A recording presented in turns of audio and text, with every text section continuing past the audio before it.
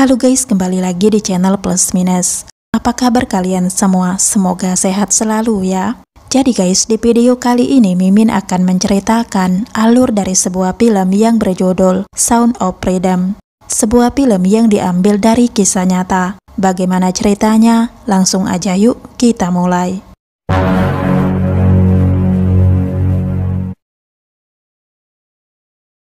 Film dibuka dengan seorang anak perempuan yang bernama Rocio yang sedang bernyanyi sambil memukulkan sepasang sendal ke sebuah kotak kayu.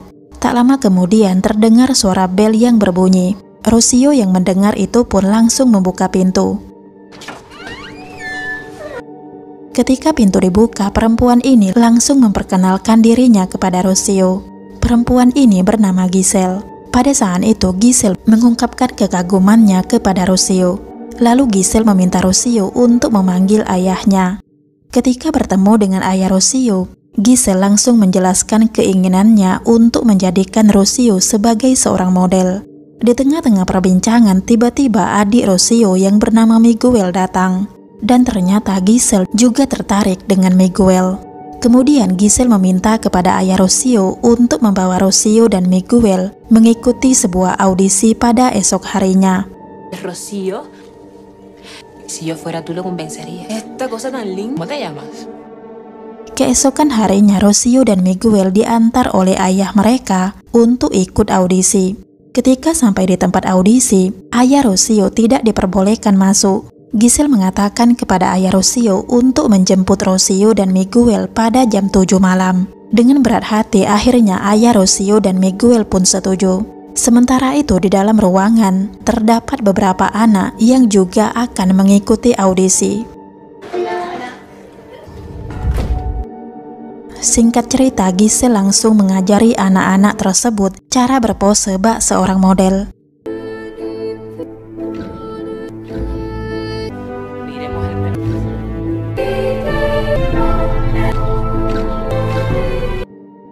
Lalu scene beralih kepada ayah Rocio yang akan menjemput Rocio dan Miguel.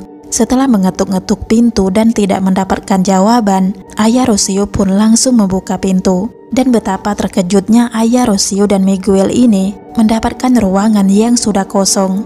Ayah Rocio pun panik dan berlari untuk mencari keberadaan Rocio dan Miguel.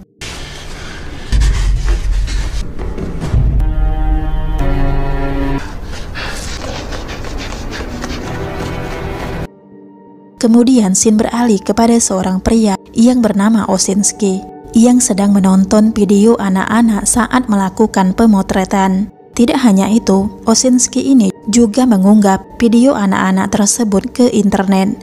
Namun pria ini tidak sadar kalau aksinya tersebut sudah diketahui oleh pihak kepolisian. Singkat cerita, polisi pun meringkus Osinski. Sebelum video anak-anak tadi selesai diupload, polisi juga memeriksa kediaman Osinski dan ditemukanlah banyak boneka anak-anak dan beberapa arsip yang berisi data anak-anak yang telah diculik.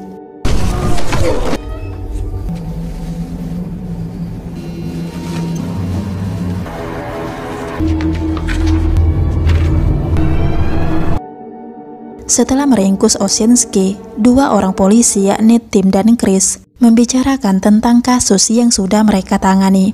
Pada saat itu Chris berkata bahwa ia membayangkan wajah anak-anak korban penculikan yang membuatnya sedih dan tidak sanggup lagi melakukan tugasnya. Chris juga mempertanyakan bagaimana nasib anak-anak yang telah diculik jika para polisi hanya menangkap para pedofil. Mendengar itu, Tim hanya terdiam. As of today, it's a high probability our job. It's a messed up world, right? Kemudian Tim mempelajari kasus yang tengah ia tangani. Tim juga menonton video bagaimana para pedofil melancarkan aksinya, sampai-sampai Tim meneteskan air mata.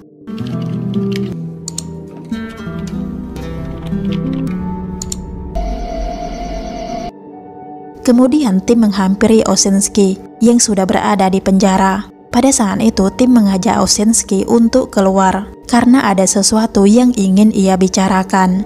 Tim berpura-pura sama seperti Osinski yang seorang pedofil. Tim sengaja melakukan itu karena ia ingin mendapatkan informasi dan bukti-bukti dari Osinski. Singkat cerita, tim meminta kepada atasannya untuk memberinya waktu selama 1 minggu untuk menyelidiki kasus yang ia tangani, dan atasannya pun setuju. Setelah itu, tim mulai menjalankan rencananya dengan berpura-pura melepaskan Osinski. Tim kembali berakting seolah-olah ia sangat menginginkan seorang anak yang bisa memuaskan dirinya.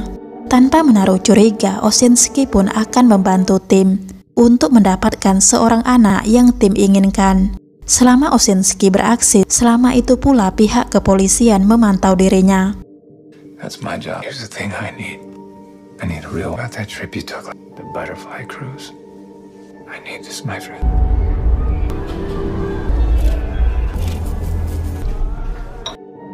Singkatnya, Osinski berhasil menemukan seorang anak yang ia rasa cocok untuk tim. Mendengar itu, tim hanya tersenyum sambil berkata kepada Osinski kalau dirinya akan ditahan. Dan benar saja, tak lama dari itu pihak kepolisian pun datang. Inside. So sweet. His name is Danny Beccari, so it's gonna be yours. You'll be cast into this. What does that mean? You're under arrest. Just a pedophile. Keesokan harinya, pihak kepolisian kembali akan menangkap orang-orang yang terlibat dalam kasus kejahatan kepada anak-anak. Pihak kepolisian akan memeriksa mobil yang akan melewati perbatasan antara Meksiko dan Amerika. Singkat cerita, orang yang menjadi target pun muncul. Tim langsung meminta paspor si target yang terlihat membawa seorang anak kecil. Setelah yakin bahwa pria ini adalah target yang mereka cari, tim langsung memerintahkan pihak kepolisian untuk segera menangkap pria tersebut. Setelah itu, tim langsung menemui si anak kecil ini yang bernama Miguel. ¿Cómo te llamas? Estoy Ese nombre no. ahí. Ven conmigo. Setelah mereka berkenalan, tim langsung mengajak Miguel untuk memeriksakan keadaannya ke seorang dokter. Dan akhirnya diketahuilah bahwa Miguel mengalami luka robek akibat pelecehan yang dilakukan oleh seorang pedofil.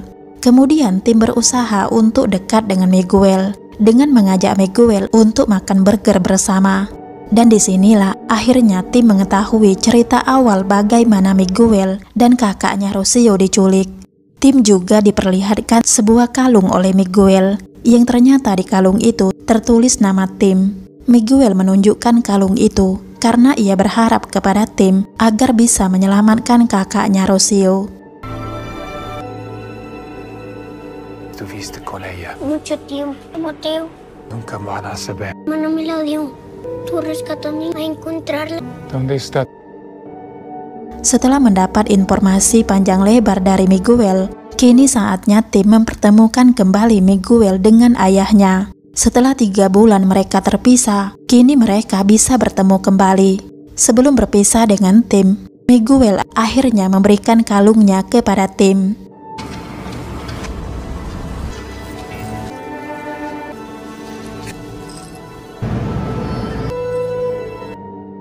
Singkatnya, tim berangkat ke Kolombia untuk menjalankan misi selanjutnya. Selama berada di Kolombia, tim akan dibantu oleh pihak kepolisian Kolombia dan juga seorang pria yang sering dipanggil Pampiro, yang mana Pampiro ini mempunyai banyak informasi mengenai orang-orang yang terlibat dengan kasus penculikan anak-anak.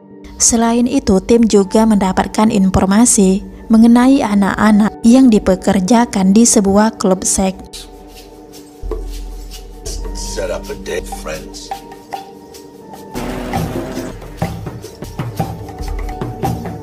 You said that.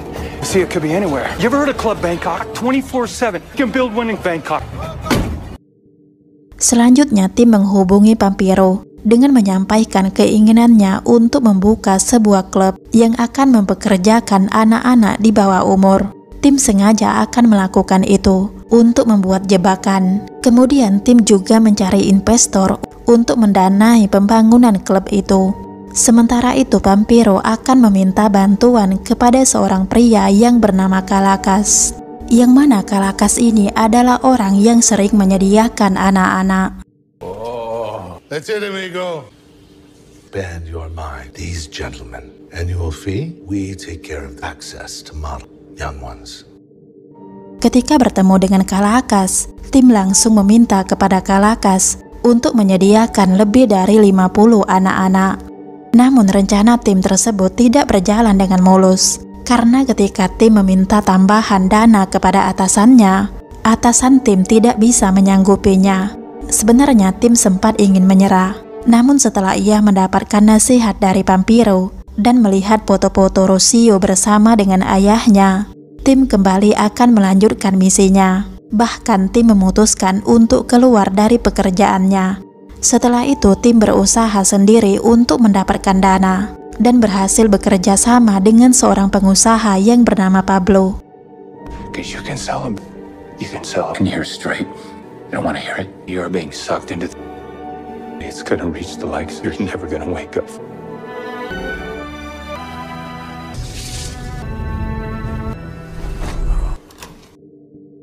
Singkat cerita, rencana tim akan segera dilaksanakan. Tim Vampiro, Pablo, dan kepolisian Kolombia menyusun rencana dengan sangat matang. Sementara itu, Kalakas dan rekan-rekannya sudah mulai masuk ke dalam jebakan tim. Mereka semua percaya klub yang dimiliki oleh tim itu benar-benar ada. Dan tugas mereka selanjutnya adalah menyiapkan dan mengantar anak-anak sesuai dengan permintaan tim. Singkatnya, hari yang ditunggu-tunggu pun tiba. Tim dan rekan-rekannya sudah siap untuk menyambut kedatangan Kalakas. Dan tentu saja mereka telah menyiapkan semua keperluan yang dibutuhkan untuk proses penangkapan dan barang bukti. Tak lama kemudian, rombongan yang ditunggu-tunggu pun datang. Komplotan penyedia anak-anak dan para pedofil disambut dengan baik oleh rombongan tim. Namun dari beberapa anak-anak tersebut, tim tidak menemukan Rocio. Torio Rodriguez. Don King, papi. Ketika mereka sedang bersenang-senang, tiba-tiba para polisi datang dan menangkap mereka.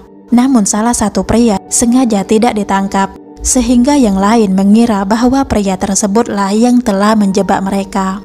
Mereka tidak mengetahui bahwa itu adalah skenario yang dibuat oleh tim dan rekan-rekannya. Pada hari itu, pihak kepolisian Kolombia berhasil menyelamatkan 54 anak-anak. You're done, King.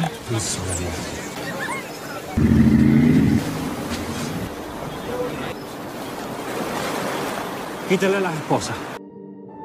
Singkatnya, tim berhasil mendapatkan informasi tentang keberadaan Rocio, dan tim akan kembali membuat jebakan.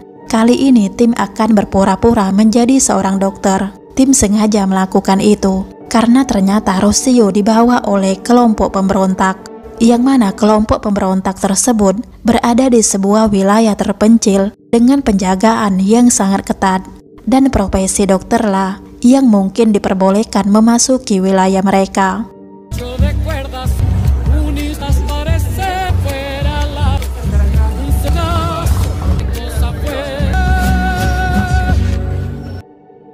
Singkat cerita, tim dan Vampiro berangkat menuju wilayah para pemberontak itu.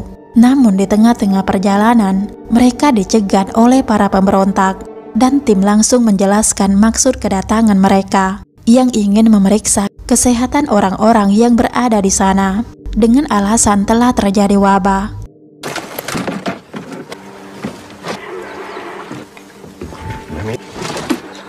Aquí. Vacunas. Setelah mendapatkan penjelasan dari tim, para anggota pemberontak itu pun memperbolehkan tim untuk memasuki wilayah mereka.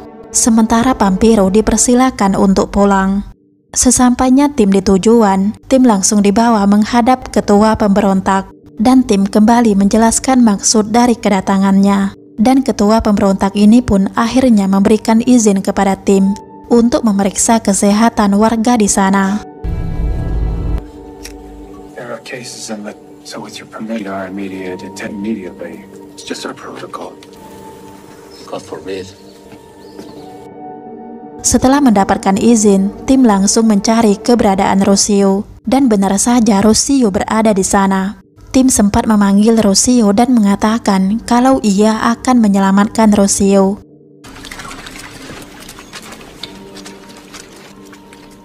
Rocio Aguilar. Vengo. Necesito. Fine.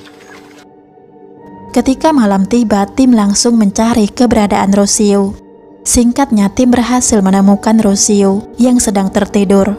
Namun sayang, aksi tim itu diketahui oleh ketua pemberontak, sehingga perkelahian tidak terhindarkan. Beruntung, tim berhasil mengalahkan ketua pemberontak itu.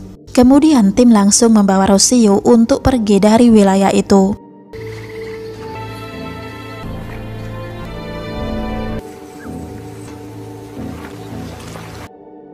Dalam waktu yang bersamaan, salah satu anggota pemberontak mengetahui ketua mereka sudah tewas, dan pria ini langsung memberitahukan hal itu kepada anggota lain.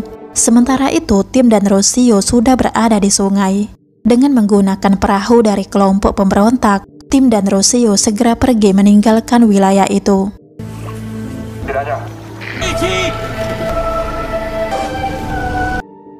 Sesampainya Tim dan Rocio di tepian sungai, mereka langsung disambut oleh Vampiro dan pihak kepolisian yang telah menunggu kedatangan mereka. Setelah itu mereka masuk ke dalam mobil dan segera kabur dari pengejaran kelompok pemberontak.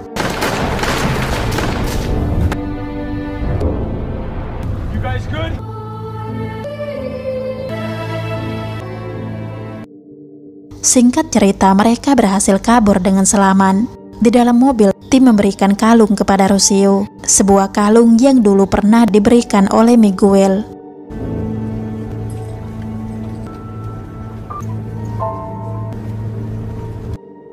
Singkatnya, Tim berhasil mempertemukan kembali Rocio dengan ayahnya dan juga Miguel.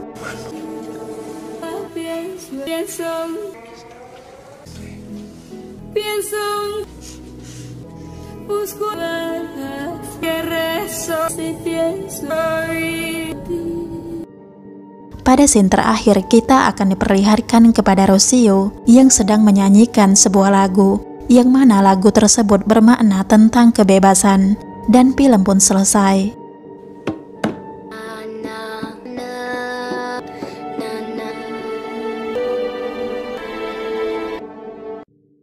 Jadi guys, itulah alur dari film Sound of Freedom. Sebuah film yang sangat banyak memberikan pelajaran kepada kita untuk selalu berhati-hati dengan siapapun. Jika dengan orang terdekat saja kita tetap harus berhati-hati, apalagi dengan orang asing yang baru kita kenal. Dan yang paling terpenting dari film ini adalah jangan sampai lengah dalam mengasuh anak-anak kita, karena perdagangan dan perbudakan manusia itu benar-benar ada di dunia nyata. Oke guys, sampai di sini dulu video hari ini. Sampai ketemu di video-video selanjutnya.